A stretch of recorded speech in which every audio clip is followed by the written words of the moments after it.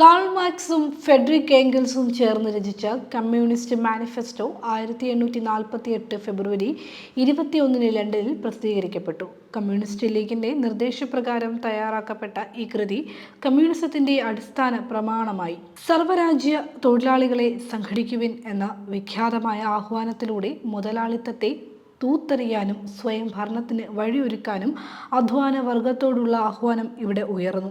വിപ്ലവത്തിൻ്റെ ശാസ്ത്രീയ രീതിശാസ്ത്രവും അത് നേടിയെടുക്കാനുള്ള വഴിയും മാനിഫെസ്റ്റോ മുന്നോട്ട് വെച്ചു. വിപ്ലവകരമായ പുസ്തകങ്ങളിൽ ഏറ്റവും ഉന്നതമായ സ്ഥാനമാണ് മാനിഫെസ്റ്റോയ്ക്കുള്ളത്. പ്രസിദ്ധീകരിച്ച് 178 വർഷങ്ങൾ പിന്നിടുമ്പോഴും ലോകത്തിലെ മിക്ക ഭാഷകളിലും ഇത് നൂറുകണക്കിന് തവണ പുനഃപ്രസിദ്ധീകരിക്കപ്പെട്ടിരിക്കുന്നു. പ്രശംസിക്കപ്പെടുകയും നിന്ദിക്കപ്പെടുകയും നിരോധിക്കപ്പെടുകയും വികൃതമാക്കപ്പെടുകയും ചെയ്തു. ശാസ്ത്രീയ കാഴ്ചപ്പാടും വൈരുദ്ധ്യാത്മക സമീപനവുമുള്ള ഈ കൃതി എക്കാലവും പ്രസക്തമാണ്. തത്വചിന്തകർ ലോകത്തെ പല വിധത്തിൽ വ്യാഖ്യാനിച്ചിട്ടേയുള്ളൂ. എന്നാൽ പ്രധാനം ലോകത്തെ മാറ്റിമറിക്കുക എന്നതാണ്. മാർക്സിന്റെ പ്രസിദ്ധമായ വചനം തന്നെയാണ് മാനിഫെസ്റ്റോയുടെ വഴികാട്ടി. 1848 യൂറോപ്പ് മുഴുവൻ കലുഷിതമായിരുന്ന കാലത്താണ് മാനിഫെസ്റ്റോ എഴുതപ്പെട്ടത്. ഫ്രാൻസിൽ ലൂയി ഫിലിപ്പ് രാജാവിനെതിരെ ജനരോക്ഷം പുകയുകയായിരുന്നു. ഓസ്ട്രോ ഹംഗേറിയൻ സാമ്രാജ്യത്വത്തിനെതിരെയുള്ള ദേശീയ പ്രക്ഷോഭങ്ങളും ജർമ്മൻ ഇറ്റാലിയൻ സംസ്ഥാനങ്ങളിലെ ഏകീകരണത്തിനായുള്ള ആവശ്യങ്ങളും ശക്തമായിരുന്നു. 1789 ഉയർന്നുവന്ന മുതലാളിത്ത വർഗം ഫ്യൂഡൽ ഭരണത്തെ അട്ടിമറിച്ചു. കർഷകരും തൊഴിലാളി വർഗവും ഈ വിപ്ലവത്തിൽ അണിചേർന്നു. ഇതോടെ മുതലാളിത്ത ഉൽപാദന രീതികൾക്ക് വളരാൻ അവസരമൊരുങ്ങിയെങ്കിലും അതിനോടൊപ്പം തന്നെ മുതലാളിത്ത ആഭ്യന്തര വൈരുദ്ധ്യങ്ങളും വെളിപ്പെട്ടു തുടങ്ങി. ഫ്രഞ്ച് വിപ്ലവം തൊഴിലാളി വർഗ ബോധത്തിനും വ്യാവസായിക വർഗ സമരങ്ങൾക്കും അടിത്തറയിട്ടു. മുൻകാല വിപ്ലവാനുഭവങ്ങളിൽ നിന്നും മുന്നേറ്റങ്ങളിൽ നിന്നും ആ കാലഘട്ടത്തെ വ്യത്യസ്തമാക്കിയത് 1840കളുടെ അവസാനത്തിൽ തൊഴിലാളി വർഗം ഒരു രാഷ്ട്രീയ ശക്തിയായി രൂപപ്പെട്ടതാണ്. യൂറോപ്പിലുടനീളം രഹസ്യ വിപ്ലവ സംഘടനകൾ രൂപപ്പെട്ടു. സെന്റ് സൈമൺ, ഫ്യൂരിയർ തുടങ്ങിയ സോഷ്യലിസ്റ്റുകളിൽ നിന്നും ഫിലിപ്പ് ബ്യൂണറോട്ടി, ഗ്രക്കസ് ബാവേഫ് തുടങ്ങിയ തീവ്ര ഇടതുപക്ഷ നേതാക്കളിൽ നിന്നും പലരും പ്രചോദനം ഉൾക്കൊണ്ടു. ലൂയി അഗസ്റ്റേ ബ്ലാങ്കയെ പോലെയുള്ള പോരാളികൾ ഫ്രാൻസിൽ സായുധ സംഘങ്ങൾ രൂപീകരിക്കാൻ ശ്രമിച്ചു. അത്തരത്തിലൊരു സംഘടനയായ League of the Just Auguste ബ്ലാങ്കയുടെ അനുയായികൾക്കൊപ്പം 1839 പാരീസിലൊരു കലാപത്തിൽ പങ്കാളികളായി. എന്നാൽ 1847 ലീഗ് ഓഫ് ദി ജസ്റ്റ് മാർക്സിന്റെയും ഏംഗൽസിന്റെയും നിർദ്ദേശപ്രകാരം കമ്മ്യൂണിസ്റ്റ് ലീഗ് എന്ന് പുനർനാമകരണം ചെയ്യപ്പെട്ടു. ഈ സംഘടനയാണ് ഒരു പാർട്ടി പരിപാടി തയ്യാറാക്കാൻ അവരെ ചുമതലപ്പെടുത്തിയത്. അങ്ങനെ കമ്മ്യൂണിസ്റ്റ് മാനിഫെസ്റ്റോ പുറത്തു വന്നു.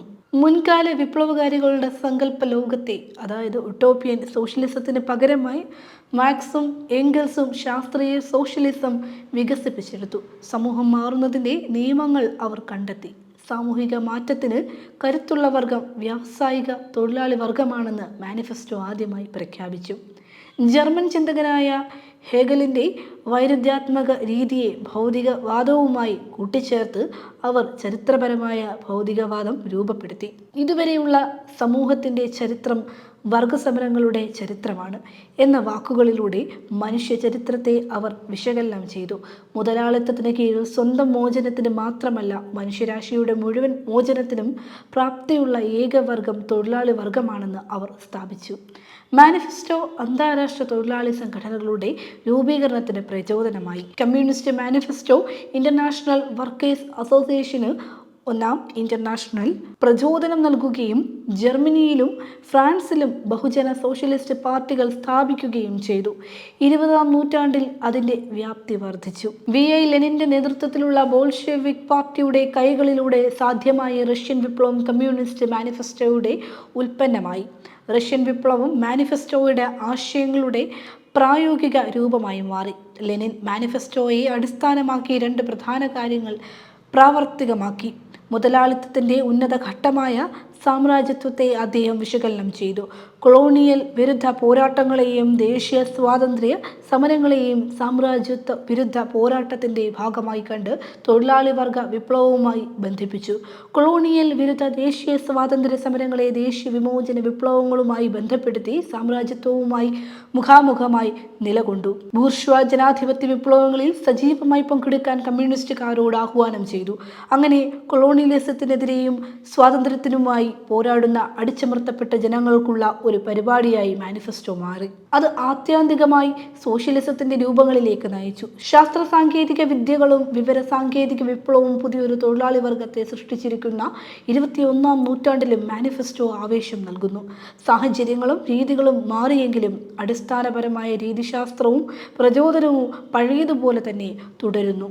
മറ്റ് ജനാധിപത്യ ശക്തികളുമായി ചേർന്ന് ഘട്ടം ഘട്ടമായി സമൂഹത്തെ എങ്ങനെ ജനാധിപത്യപരമായ ദിശയിലേക്ക് മാറ്റാമെന്ന് കമ്മ്യൂണിസ്റ്റ് മാനിഫെസ്റ്റോ നമ്മെ പഠിപ്പിക്കുന്നു.